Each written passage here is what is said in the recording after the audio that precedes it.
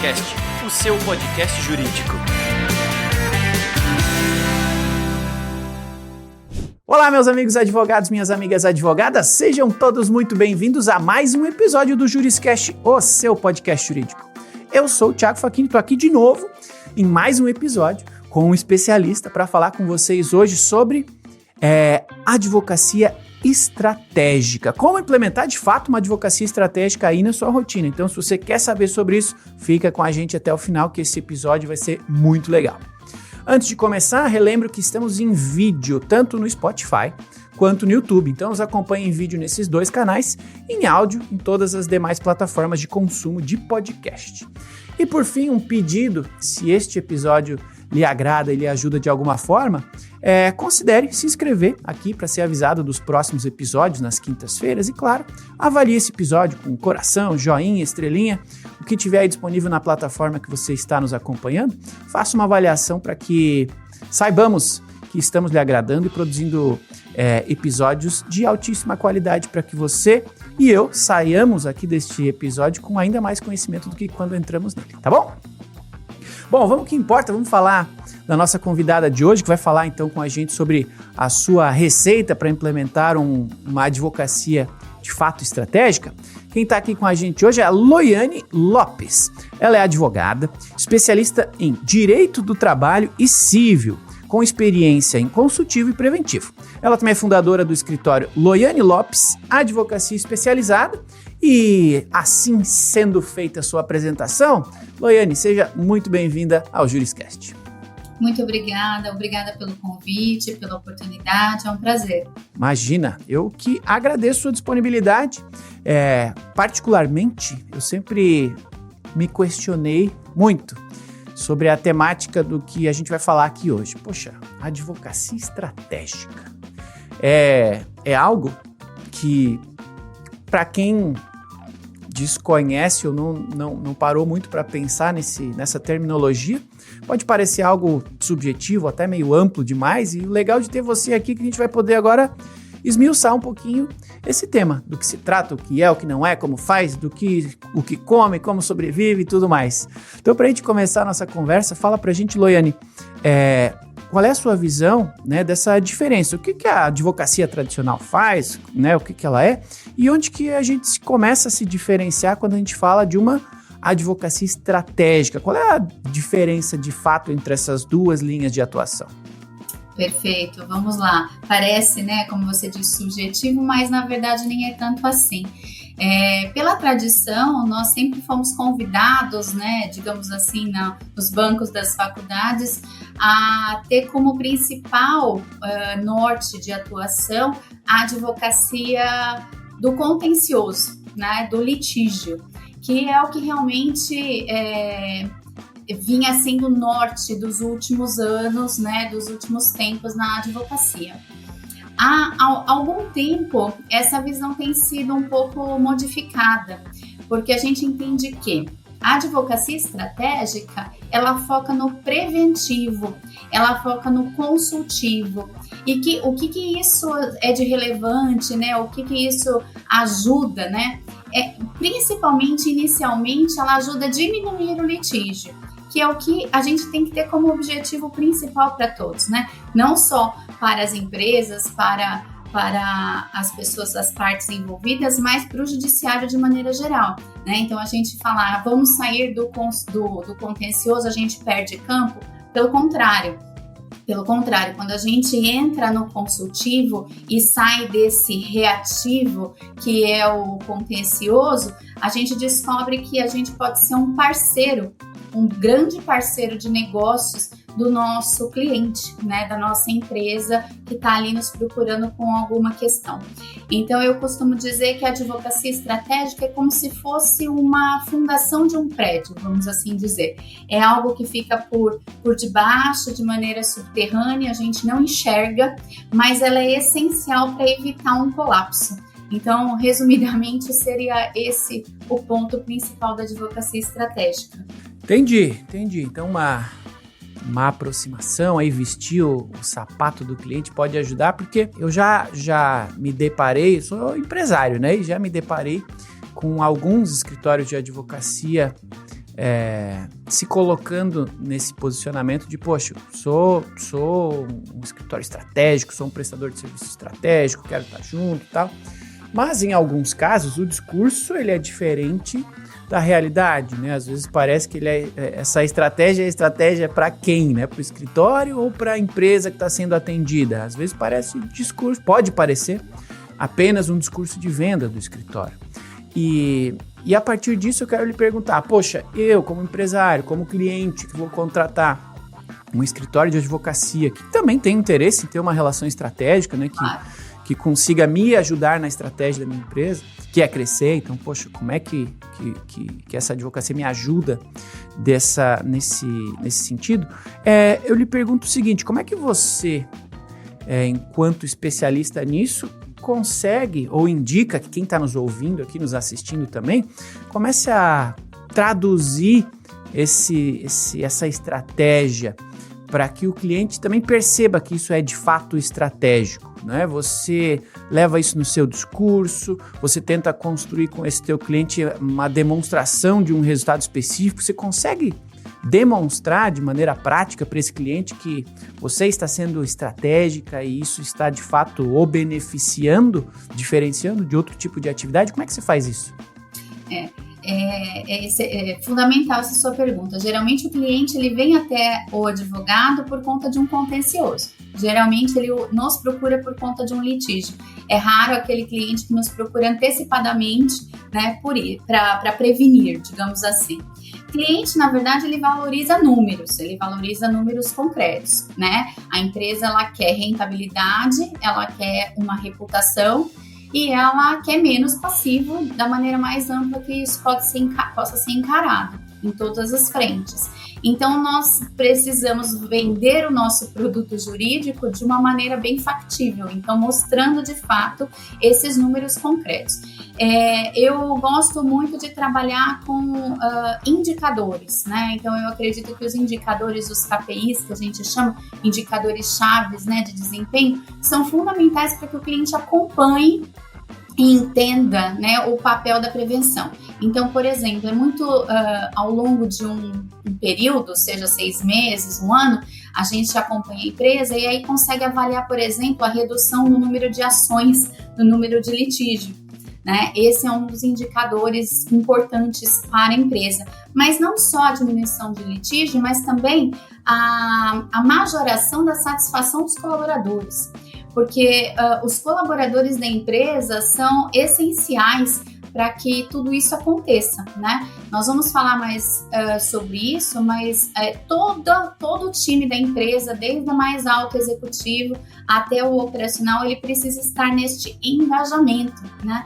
E aí essa satisfação, ela vai gerar, de fato, um engajamento maior e melhor desses colaboradores e, consequentemente, não via de regra, mas na grande maioria das vezes, a retenção desse talento, né? Porque a empresa investe nesse colaborador, aposta nesse colaborador e um colaborador não satisfeito, ele vai sair da empresa, né? Então, o que a gente precisa? De uma redução de turnover, né? De rotatividade, ou seja, a gente não quer esses talentos saindo porque isso é custo para a empresa, né?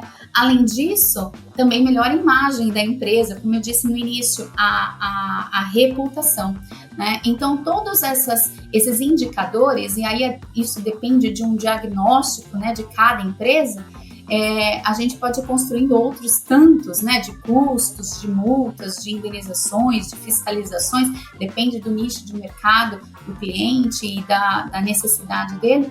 Esses indicadores nos ajudam muito a mostrar concretamente como que a advocacia estratégica ela é positiva e ela é rentável. Legal, você falou uma palavra que eu gostei de ouvir, rentável. Rentável.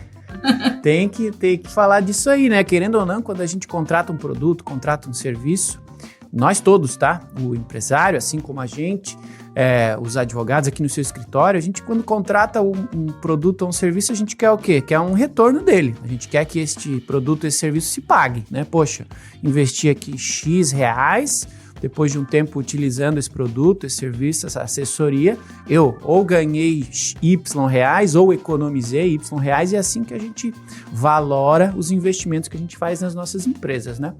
Então, me fala um pouquinho, considerando a sua vasta experiência nessa linha de prestação de serviço de advocacia estratégica, como é que você faz para aproximar o seu serviço jurídico da estratégia da empresa? Porque a empresa ela tem um foco, né? Ela tem um objetivo, ela tem um direcionamento para garantir que ela chegue, que ela alcance os objetivos que ela planejou, né, no seu planejamento estratégico.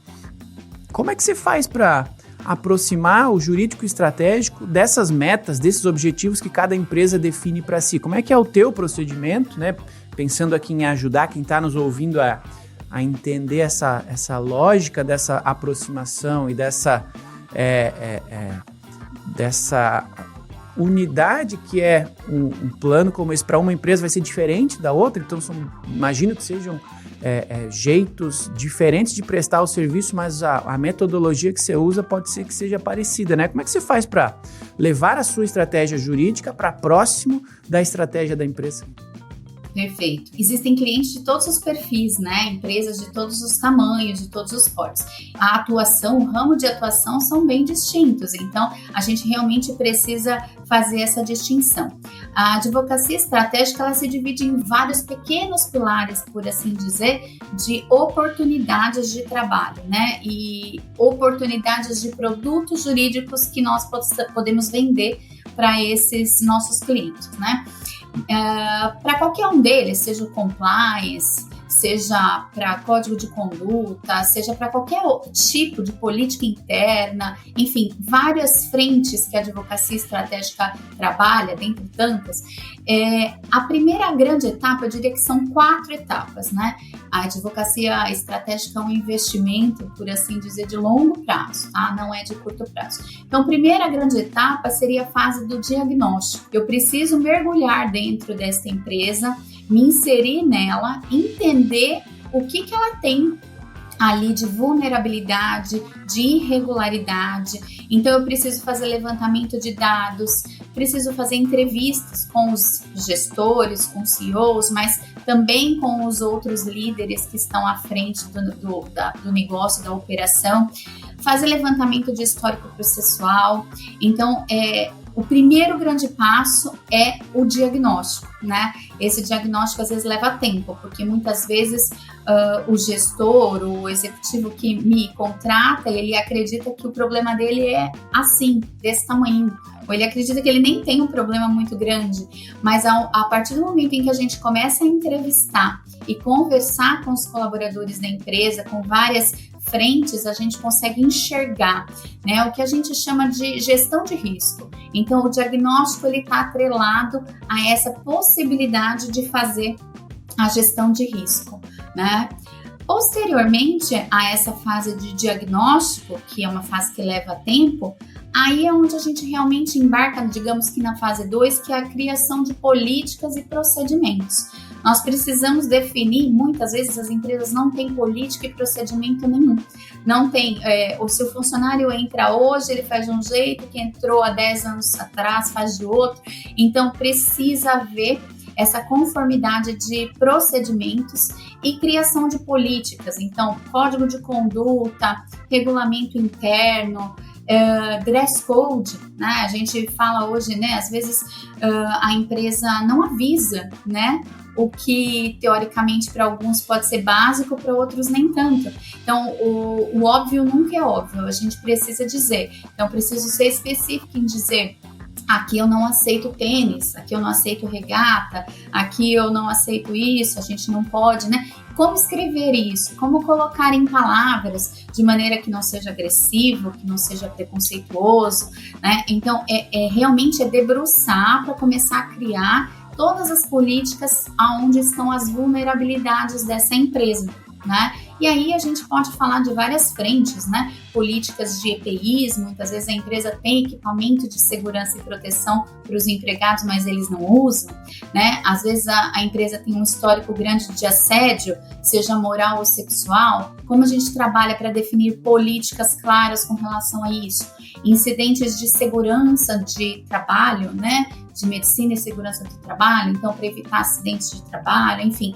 Então é uma série de etapas que a gente precisa cumprir para ir criando passo a passo manuais, procedimentos para que todos os colaboradores tenham acesso e tenham treinamento. Aí a gente entra na parte 3, né? Desculpa, eu estou me alongando, Thiago, mas é que são fases realmente importantes. O treinamento é um dos mais importantes. Não adianta eu criar políticas, códigos de conduta, ouvir todos os problemas, mas não treinar e capacitar os líderes, os gestores e os colaboradores para isso. E aí a grande sacada, digamos assim, da advocacia estratégica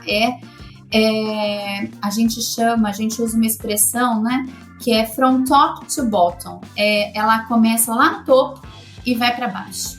Então, se eu não tenho o meu executivo, né, o CEO, de mão dada comigo, acreditando nessa política, acreditando nessa necessidade de modificação, os demais não vão seguir, né? É a questão do famoso eu tenho que dar o exemplo.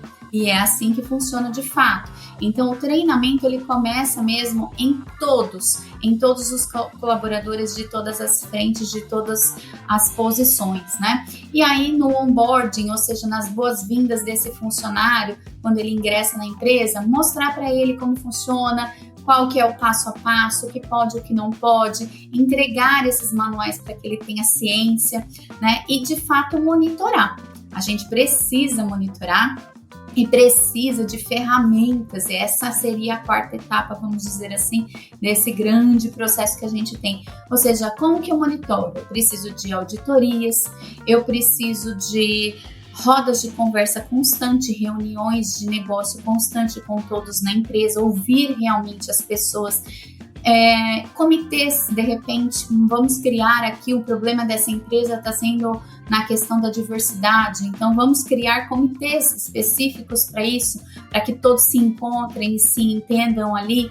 Canais de denúncia, seja ouvidoria, seja um canal externo, um e-mail que seja, dependendo do porte da empresa, que não tenha, de fato, às vezes uma auditoria, mas um e-mail que alguém possa acessar de confiança, ou até mesmo o próprio jurídico. Enfim, essas ferramentas de monitoramento são importantes. E finalmente, assim, como é o mais famoso, né, é o feedback, né? A gente precisa dar o feedback para essas pessoas, precisa ouvir também esse feedback, e mais que isso, o que a gente foca hoje é no feed forward, não é mais no back, é no forward, é no que eu posso fazer adiante, né? Como que eu posso fazer para que isso seja sempre melhorado, né? Prosperado. Basicamente é isso. Então são grandes 4 fases, algumas delas que não param, giram e circulam o tempo todo, mas é um processo realmente trabalhoso e desafiador, é bem interessante. Legal, tá explicado aí o seu método para você que está nos ouvindo e tá querendo se aperfeiçoar no tema. Ó, você já tem aí um caminho das pedras para seguir, para imaginar como é que está a sua rotina, como é que está a sua prestação de serviço, ou como é que pode ser a prestação de serviço estratégico aí dentro da sua empresa. Essa é a doutora Loiane Lopes falando com a gente sobre advocacia estratégica, e eu sou @Thiago Facchini. Eu não falei no começo, mas podem me seguir aí nas redes sociais, no LinkedIn, no Instagram, etc. Fiquem à vontade, eu sempre gosto de conversar com vocês e rede social é para socializar, né? Então me chamem lá e vamos conversar.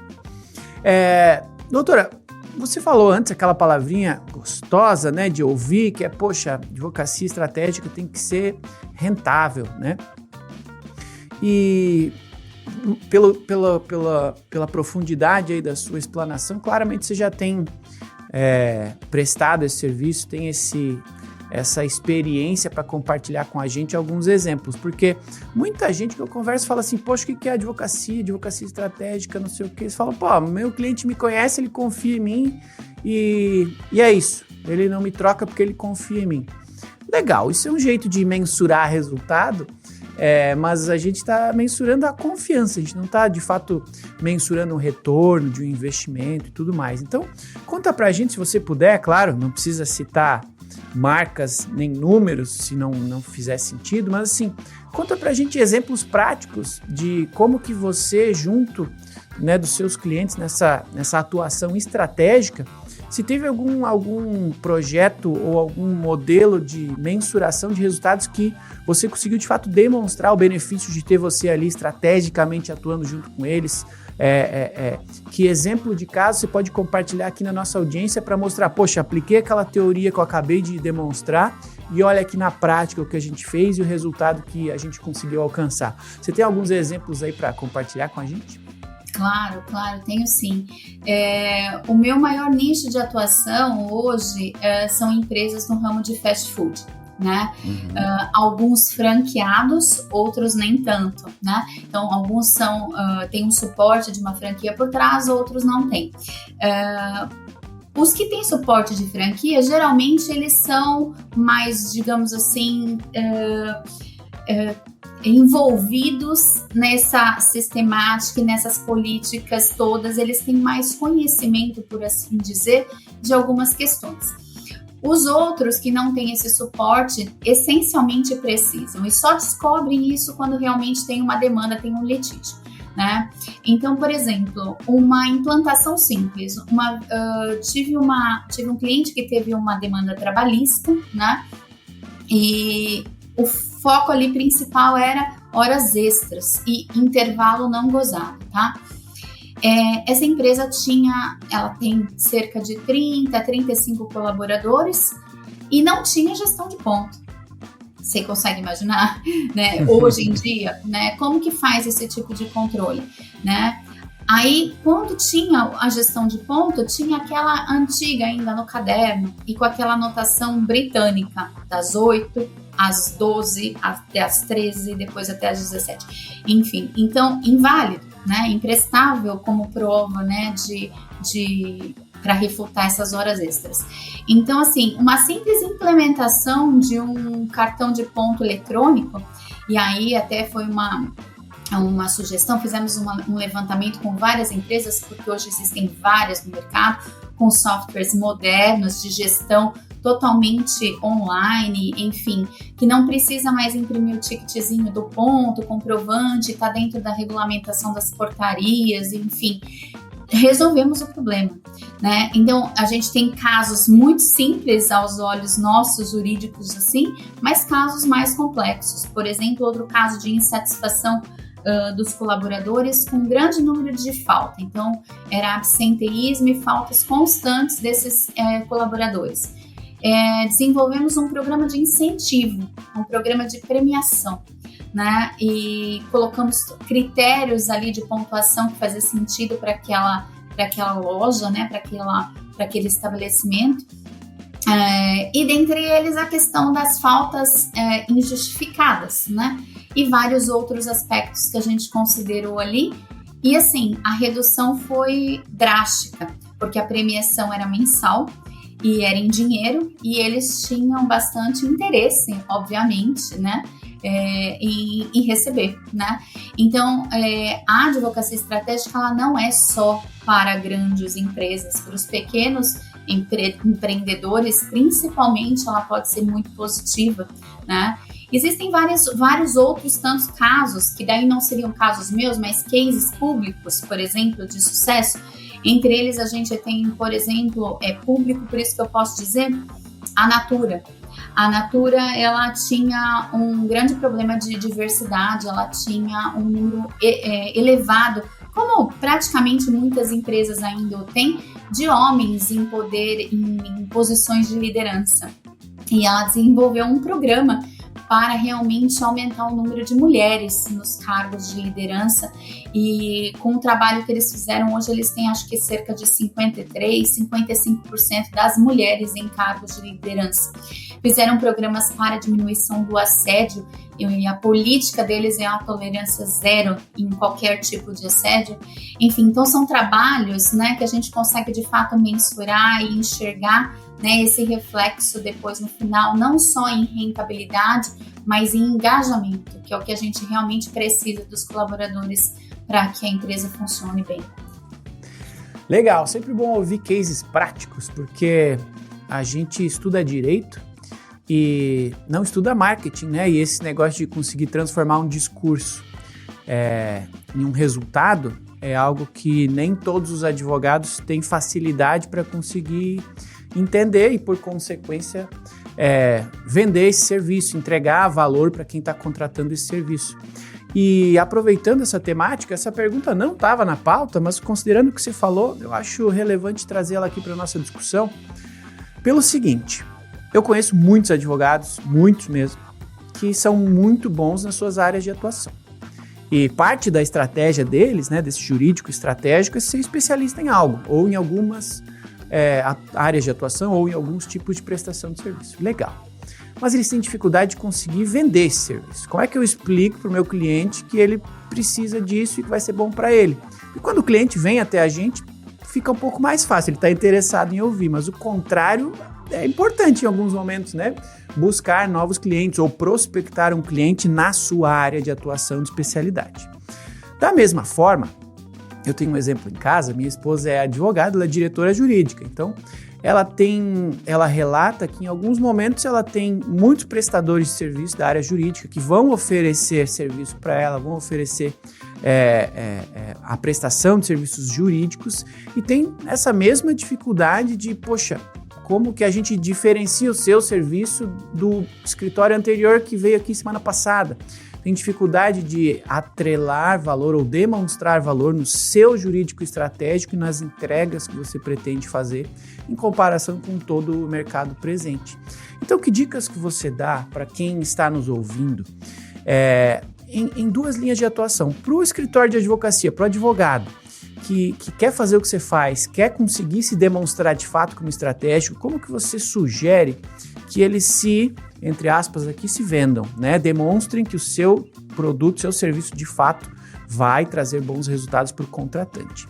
E para o departamento jurídico lá também, poxa, que dicas que você dá para quando eles forem ou ouvir esses escritórios de advocacia ou para quando esses escritórios forem lá vender para um departamento jurídico, como que eles podem, né, deixar mais clara essa relação de custo-benefício do seu produto, do seu serviço, porque é muito difícil ser muito bom, mas não conseguir chegar lá na frente da pessoa certa e convencê-la, né? O que você tem de dicas para dar para a gente aí, conseguir vender melhor, demonstrando de fato o valor de um jurídico estratégico?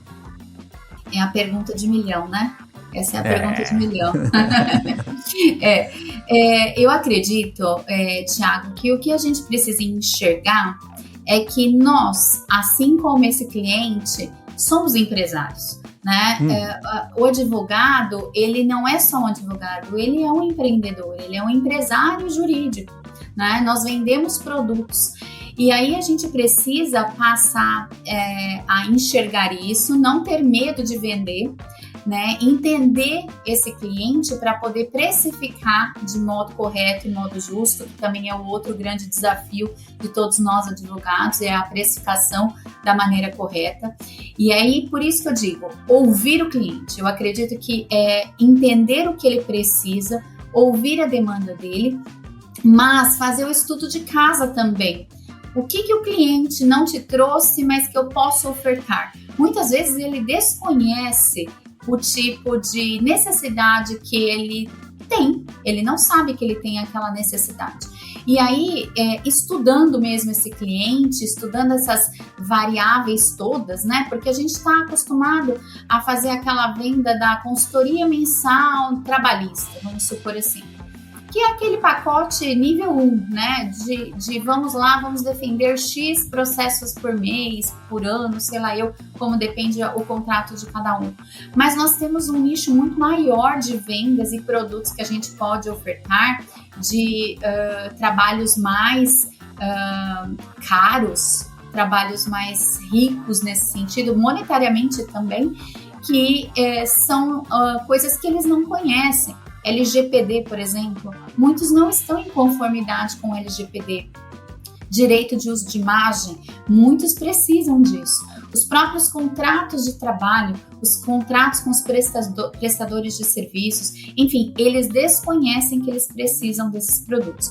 Então, eu acredito que a primeira grande dica, se é que eu possa e esteja nessa condição de dar, seria realmente ouvir esse cliente, mas sempre lembrando que nós somos empresários e nós temos essa necessidade também financeira de vender. Então, aprender estratégias de venda, de posicionamento, nós precisamos passar essa autoridade, né? A gente precisa mostrar confiança, saber que a gente realmente domina o assunto, entende do que está falando, né? E trazer casos práticos. E aí, numa segunda linha, de fato, estudar, né? Eu acredito que o advogado hoje precisa sair da caixinha do jurídico e estudar outras frentes, seja em vendas, seja em marketing, seja em posicionamento, enfim, o que nos falta, muitas vezes, a gente precisa. E aí, acredito que esse combo vai trazer junto com a sua confiança, sua reputação, o cliente que a gente tanto almeja. É um trabalho de formiguinha, é um trabalho difícil, mas eu acho que seriam essas as dicas que eu poderia dizer. Legal. Eu já vi aqui algumas estratégias assim bastante ousadas, mas também muito eficientes por conta de algo que você falou, que é fazer o trabalho de casa. Já bateram aqui na porta da nossa empresa aqui, escritórios falando, nossa, eu tenho uma tese tributária muito legal, vai funcionar para você. Deu, pô, legal, gente, vamos conversar. Que cliente do meu segmento você tem nessa linha? Ah, não, nenhum, ou não posso falar. Tá, e como é que você tá tão especialista aí? Me fala um pouquinho mais, me explica. Não, isso aqui é segredo, é a nossa tese e tal. Às vezes isso acaba prejudicando a compreensão por parte do cliente de, poxa, esse produto, esse serviço de fato vai me ajudar. E eu já vi outros advogados fazendo o contrário, fazendo bastante trabalho de casa. Por exemplo, vou dar exemplos práticos que eu já vi acontecer, inclusive achei muito inteligentes. Um advogado que colocou lá contratou um serviço de monitoramento de distribuição com o nome da minha empresa, e quando o processo lá foi distribuído, ele viu, opa, a empresa aqui do Facchini vai ser intimada em breve, deixa eu lá falar com o Facchini, você vai ser intimado aqui em breve, né, o assunto é esse aqui, tem informação legal, parari, paraná, tô de olho em você. Opa, eu nem sabia ainda que eu ia receber aqui uma citação, e ele já se anteveu, já me avisou, já olho com outros olhos, ele fez algum trabalho de casa. Outro exemplo, teve pessoas que já estudaram o meu negócio, né? Já vi aqui que você tem mais ou menos tantos processos, normalmente eles são mais dessa natureza aqui, os pedidos são mais ou menos assim, e com base neste entendimento a conversa ficou um pouco mais rica, né? Um pouco mais robusta, né? E exatamente, aí ficou estratégica para mim, porque eu estava conversando com alguém que já está me entendendo um pouco, né? Porém, isso tudo toma tempo, é difícil de fazer, etc. Mas, que outras ideias você dá para a nossa audiência? Porque isso aqui vai acontecer. Como é que eu ajudo o meu cliente que está ali na minha frente a entender que o meu serviço é o melhor? Que eu sou o mais estratégico, que eu sou ideal para você? Qual é a sua estratégia para receber esse sim aí?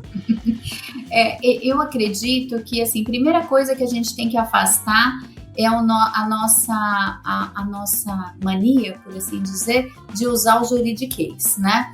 As pessoas não querem ouvir termos que elas não consigam compreender. Nós precisamos atingi-los de maneira igual. Então, claro, o conhecimento, a técnica, muitas vezes a gente precisa usar um termo ou outro, mas ser acessível na linguagem, na forma de comunicação. Eu acredito que a capacidade de comunicação é um ponto assim, fundamental, tanto de ser entendido, né? E aí, na contramão, a escuta ativa. Eu acredito que é fundamental escutar o cliente. E aí, atrelado a isso, eu penso que nós, como profissionais, precisamos buscar cada vez mais nos aperfeiçoar nas nossas famosas soft skills, né? Temos lá nossas hard skills, que são na nossa formação, nossa pós, nossos cursos, enfim, mas precisamos do quê? Por exemplo, um pensamento crítico, né? A gente precisa mostrar que a gente está alinhado numa estratégia para poder fazer uma análise preditiva, para mitigar todos esses riscos e fazer esse gerenciamento de risco. Então, eu acredito que isso seja também muito importante. E aí, fundamentalmente, eu diria que assim, o conhecimento básico, bem básico, no mínimo, da tecnologia e do que tem vindo no mundo. E aí eu trago a inteligência artificial como exemplo, né? Hoje, o profissional que realmente não fez um curso e não se inteirou e não se inteira diariamente, porque eu diria que é diária a mudança da inteligência artificial como uma ferramenta de trabalho para o advogado, ele realmente vai ficar vai ficar para trás. A gente não tem como mais não aceitar essas inovações. E aí vem em encontro ao que você mesmo disse. Então, o colega já ofertou para você ali, olha, você vai ter uma demanda. Por quê? Porque ele contou com uma ferramenta de inteligência artificial para avisá-lo, né? E isso é fantástico, tanto para nós quanto para você que vai receber a notícia e vai poder se preparar antes mesmo, né, de receber uma notificação. E, além disso, um exemplo simples, um cliente meu usa muito o LinkedIn e outras plataformas para fazer anúncios de vaga, né? E aí, como que a inteligência artificial pode ajudá-lo e o meu papel nisso, né, como advogada, em garantir um algoritmo justo, um algoritmo correto, sem um viés de preconceito, de discriminação na hora de anunciar essa vaga. Então, a ferramenta, a tecnologia, eu acredito que é a chave. Nós precisamos, né, nessa nova era da advocacia, entender que essas habilidades, elas são hoje diferenciais necessários para o profissional. Legal, meus amigos. Essa aqui é a doutora Loiane Lopes falando com a gente sobre como implementar uma advocacia estratégica de verdade. E estamos aprendendo. Cada minuto a gente aprende alguma coisa nova. E, porém, nosso tempo voa, né, doutora? Fala pra gente como é que quem gostou aí da nossa conversa, gostou da sua fala e quiser lhe encontrar na internet, quiser falar com você, quiser continuar essa conversa que começou aqui, como é que faz para encontrar você, entrar em contato? Eu estou em todas as plataformas, Loiane Lopes Advocacia, tanto no Instagram, no Facebook, no LinkedIn, vão me encontrar. No meu site, loianelopesadvocaciaespecializada.com, e eu estou à disposição para ajudar no que eu souber, no que eu puder, e quem tiver interesse, estou à disposição. Maravilha, muito obrigado, agradeço muito a sua presença, a sua disponibilidade, a sua franqueza aqui em nos contar, né, o seu método, a sua estratégia, muito legal isso. Eu sempre digo e vou continuar repetindo que com os convidados aqui do Juriscast a gente compartilha conhecimento para multiplicá-lo e para que assim mais pessoas possam aprender com a gente e juntos façamos um ecossistema, um ambiente jurídico cada vez mais próspero para todos nós que fazemos parte dele. Então, muito obrigado por aceitar compartilhar o seu conhecimento que você demorou uma vida aí para adquirir. E muito obrigado também a você que está aí do outro lado nos assistindo, nos acompanhando neste e em todos os demais episódios do Juriscast. Muito obrigado mesmo. Doutora, obrigado e obrigado. Eu que agradeço, Thiago, foi um prazer, espero ter podido contribuir com um pouco do que eu passei aqui para vocês, do pouco que eu sei, estou realmente à disposição, acredito muito que quanto mais a gente divide, mais a gente ganha, né? E é isso, quem precisar, estou por aqui, obrigada, viu? Foi um prazer. Imagina. Obrigado novamente, doutora Loiane. Obrigado, então, repetidamente a você que ouve este episódio, que assiste esse episódio e que, se você aprendeu algo com a gente hoje, compartilhe esse episódio, envie para algum colega que está precisando aprender algo, precisa ouvir uma palavra aqui de incentivo como algo que foi dito aqui hoje, precisa dar esse próximo passo na sua carreira, encaminhe para esse colega, assim a gente ajuda mais pessoas juntos. Tudo bem?